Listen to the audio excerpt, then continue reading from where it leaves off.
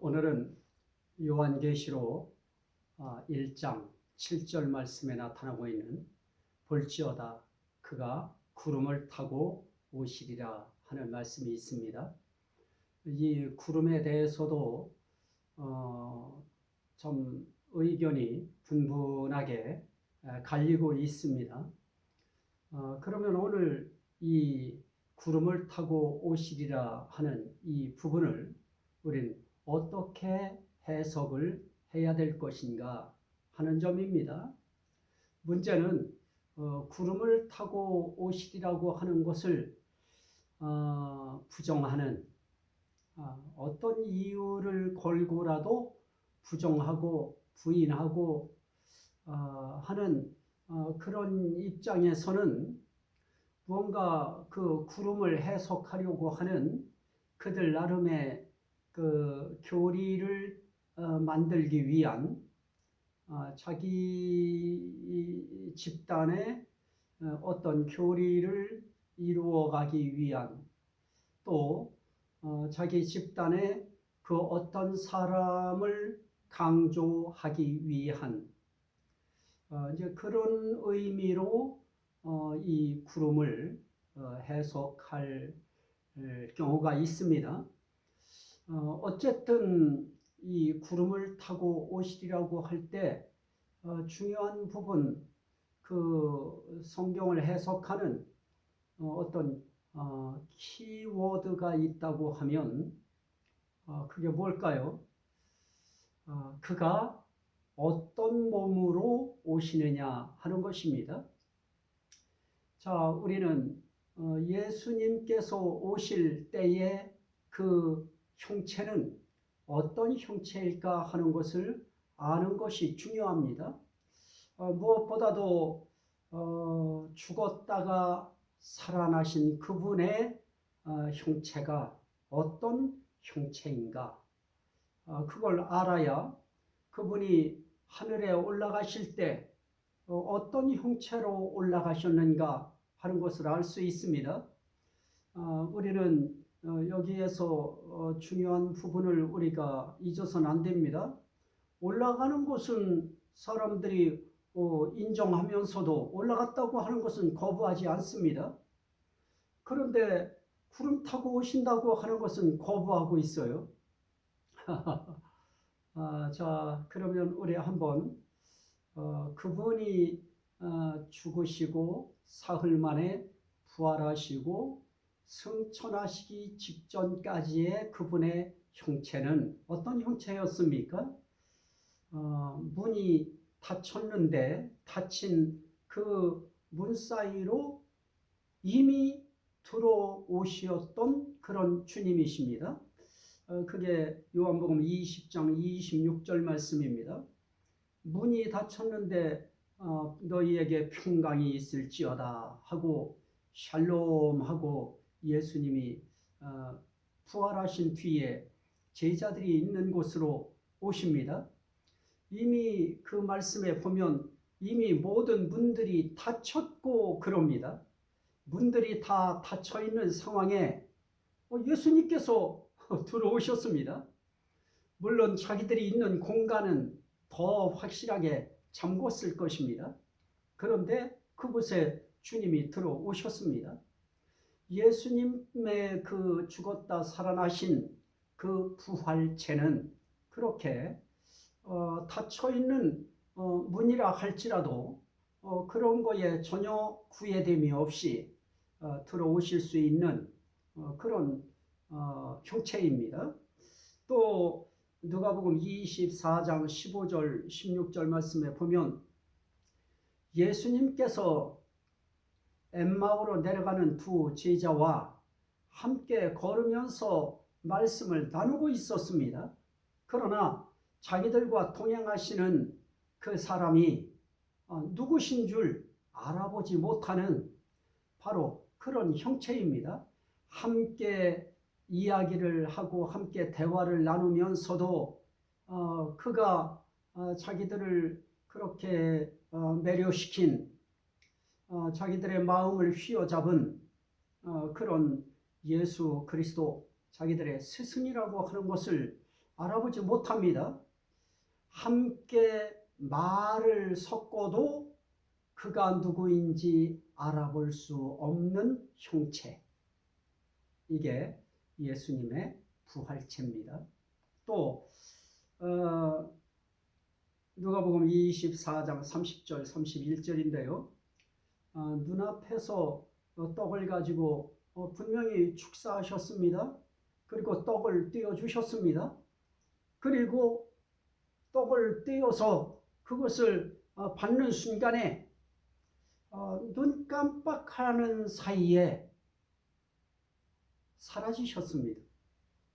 분명히 잠시까지도 1초 전까지도 자기들에게 기도하시고 떡을 떼어주셔서 그 떡을 분명히 자기들이 받았는데 그것도 한 사람이 받는 것도 아니고 두 사람이 함께 받았는데 금방 없습니다.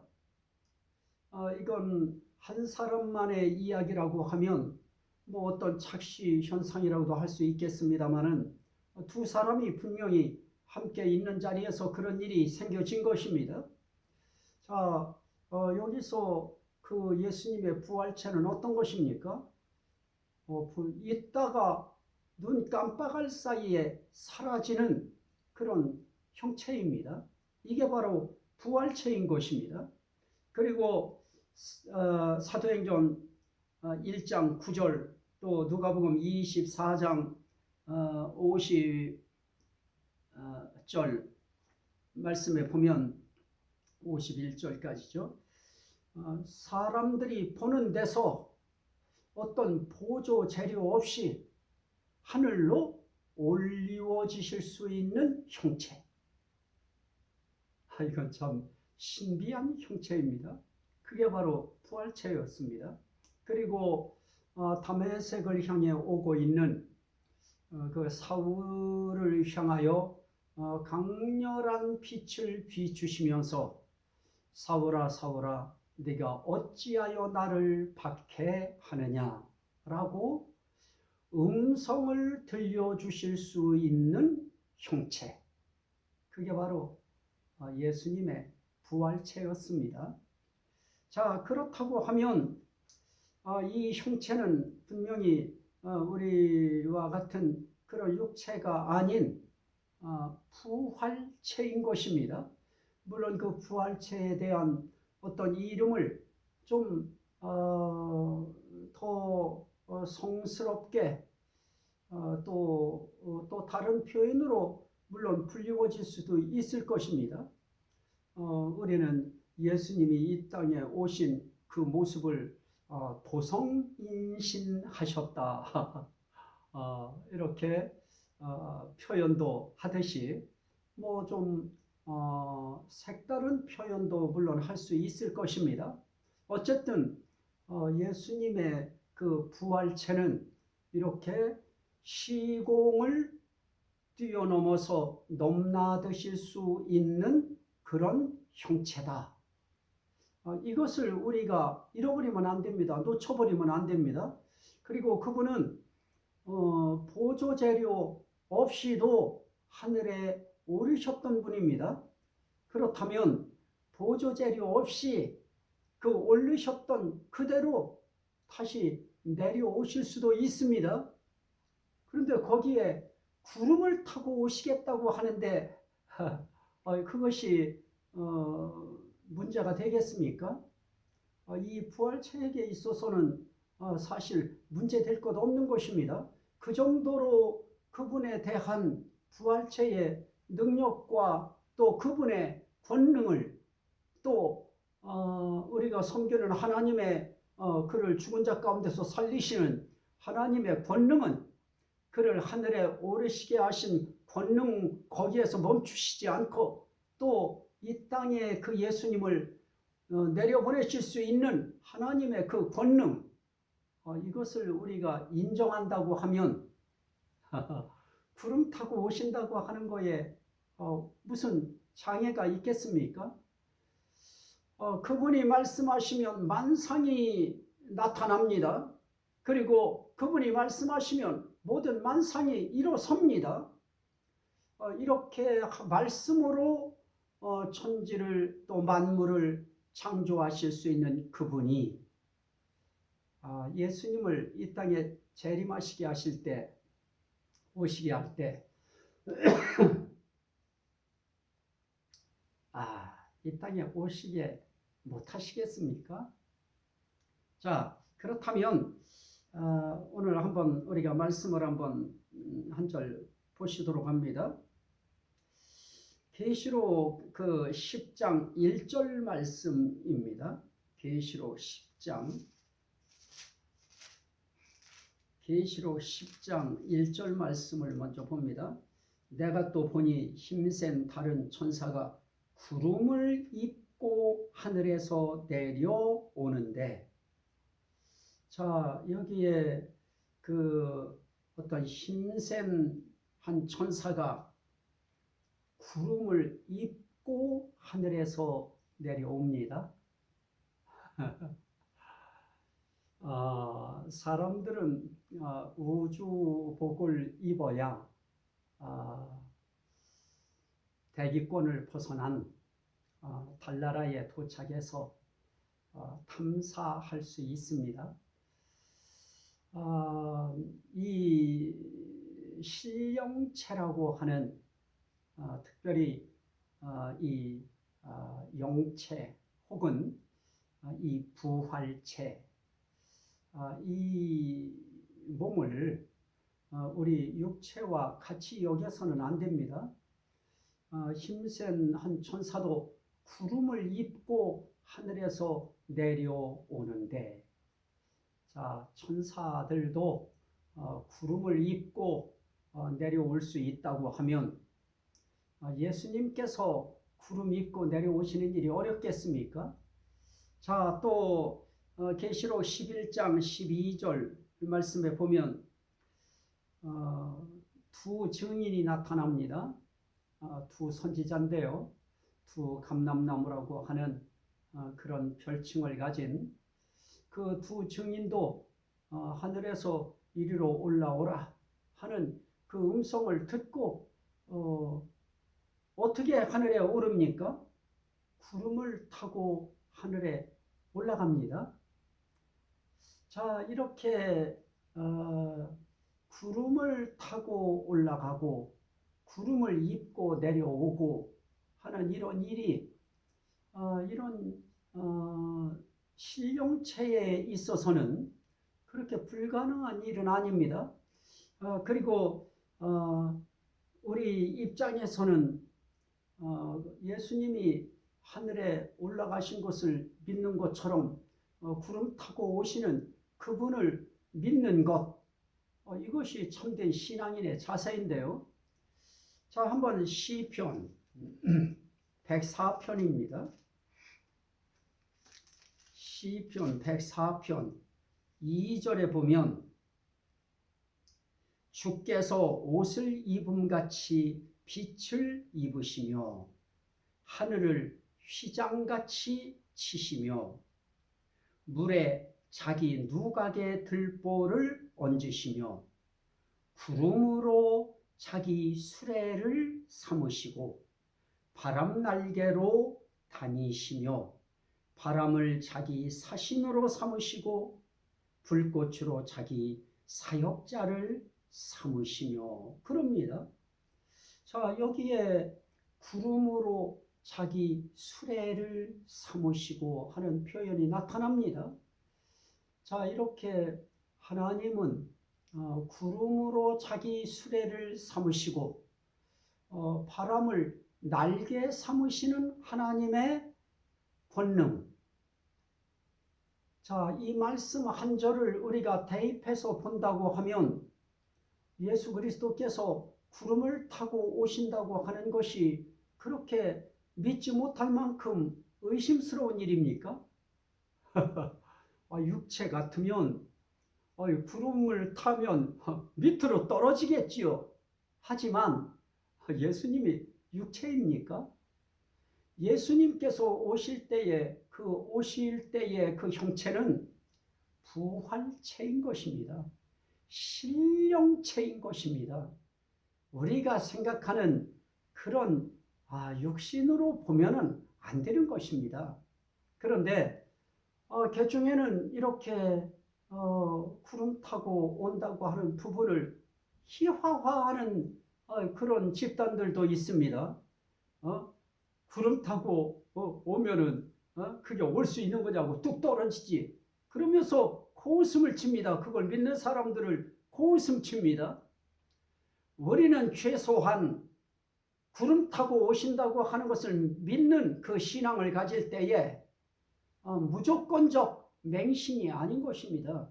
오늘 시편 104편 2절 이하의 3절의 말씀에 나타나 있는 것처럼 구름으로 자기 수레를 삼으시고 그리고 바람 날개로 다니시는 하나님의 권능은 이렇게 구름 수레를 타시고 바람 날개를 날개로 바람을 날개로 삼으셔서 얼마든지 이 땅에 구름 타고 오실 수 있습니다. 저는 그렇게 믿습니다. 그리고 이렇게 믿는 기성교회의 목사님과 성도들이 많을 것으로 저는 확신합니다. 여기에 무슨 이 구름의 의미가 있다. 그 구름은 그런 뜻이 아니다. 구름 타고 온다고 하는 것은 우리가 눈으로 보는 그런 구름이 아니고 그것은 말씀이다. 하나님의 교훈이다. 그 부분엔 좀 저는 거부합니다. 그거는 저는 부정합니다. 왜냐하면 그런 표현을 할 때 그 말씀이 그걸 의미하는 것이 아니기 때문에 그렇습니다. 자, 이 말씀에서 구름을 구름 자체로 인정하지 않고 구름의 영적인 의미를 부여하는 그런 집단들도 있습니다. 자, 한번 그들이 사용하는 그 말씀은 어떤 말씀일까요? 신명기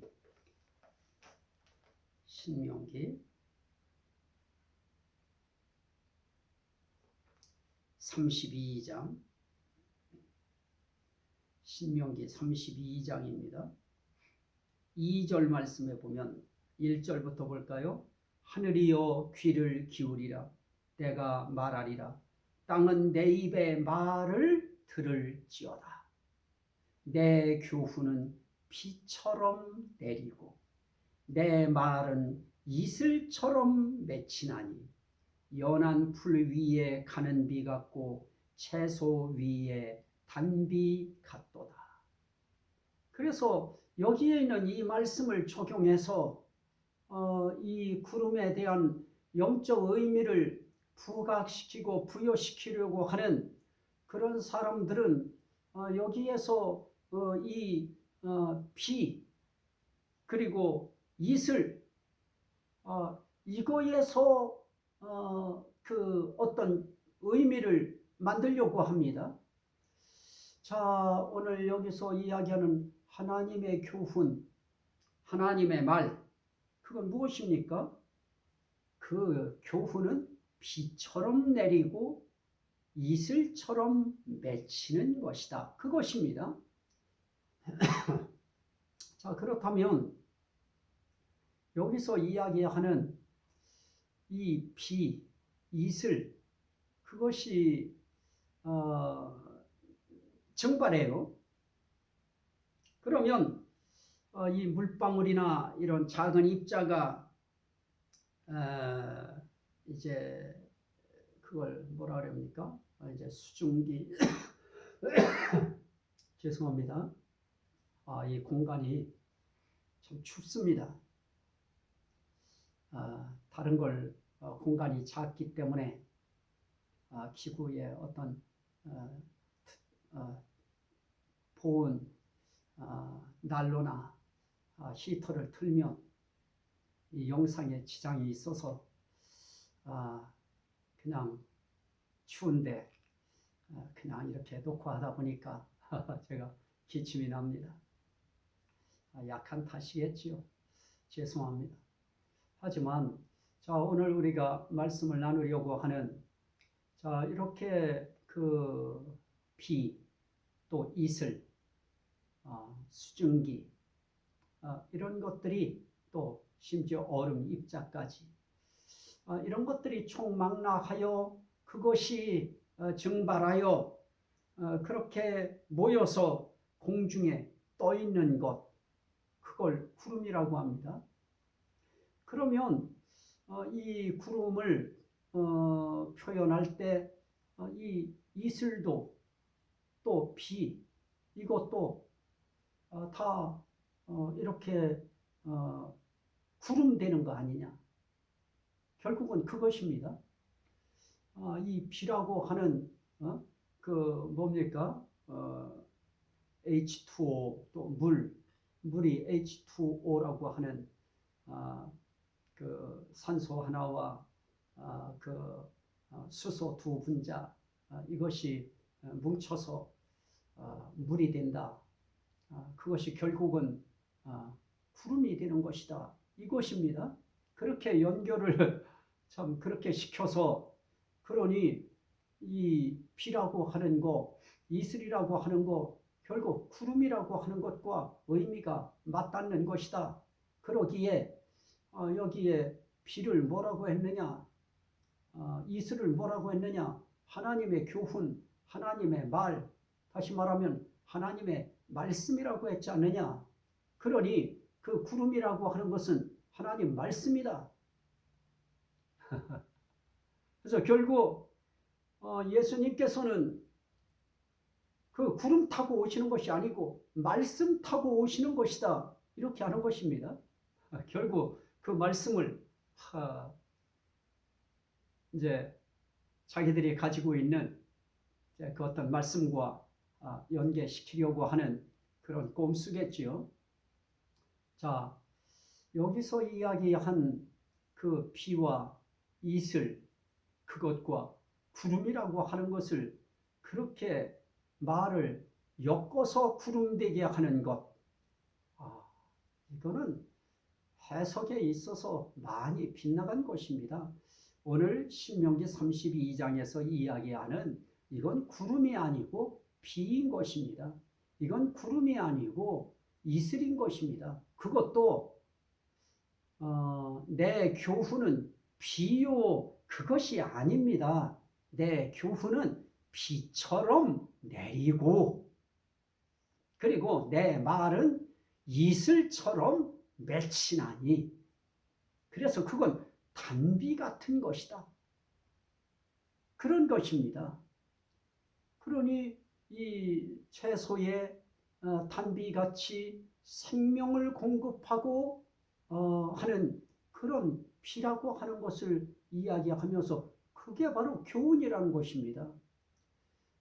초목의 단비 같은 비와 이슬, 그것처럼 하나님의 교훈, 하나님의 말씀은 그것을 받는 사람에게 단비같이 소중한 것이다. 귀한 것이다. 생명이 되게 하는 것이다. 이걸 강조하려고 거기에 비처럼 내리고 이슬처럼 맺히나니 이랬지. 어디 내 교훈이 비라고 했고 어디 내 말이 이슬이라고 구름이라고 언제 그렇게 했습니까? 그건 거짓말인 것입니다. 그렇게 해석하는 걸 거짓말이라고 합니다. 그리고 거기에 어떤 숨어있는 의도를 가지고 그걸 구름화시키는 거, 이런 걸 다 자의적 해석이라고 하고 그걸 거짓말이라고 하는 것입니다.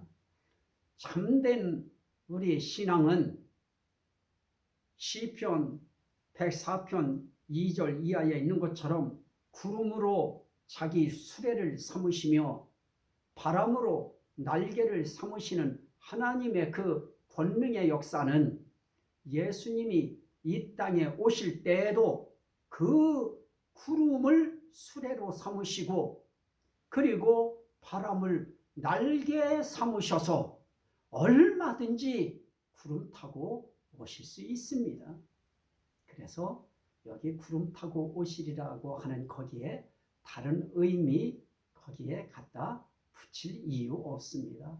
그냥 구름인 것입니다. 그 구름 타고 오시는 것입니다. 오늘 이 말씀이 듣는 심령들에게 생명이 되고 구원이 되고 은혜가 되고 복이 되고 치료가 되고 회복이 되고 하나님께 영광이 되게 하옵소서. 예수 그리스도 이름으로 기도하옵나이다. 아멘.